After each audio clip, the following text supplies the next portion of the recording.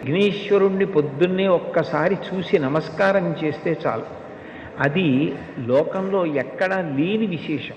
ఒక్కసారి ఆయన ముఖం వంక చూసి నమస్కారం చేసి 16 నామములు ఉన్న శ్లోకం చెప్పి బయటికి విడితే చాలు విజయం సిద్ధిస్తుంది అని. రెండవది ఆయన యొక్క అపారమైన కరుణ.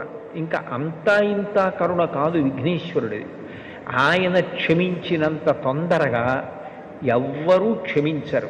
మీరు చూడండి, అందరికన్నా ఎక్కువగా మరిచిపోయే లక్షణం ఎవరికి ఉంటుంది అంటే పిల్లల యందు ఉంటుంది.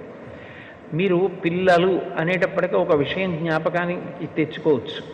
పెద్దవాళ్ళు ఏదైనా తింటున్నారనుకోండి, ఎవరో పెద్దలు వచ్చారు ఇంటికి, ఇంట్లో భోజనమో ఫలహారమో చేస్తున్న పెద్ద ఆయన ఆ పళ్ళెం పట్టుకునో లేకపోతే చేతిలో ఏ ఉండ్రాయో కుడుమో పట్టుకుని తింటూ వీధిలోకి వెళ్ళి స్వాగతం పలకడం, ఆ పళ్ళెం లోపల పెట్టి తాను పెడతాడు.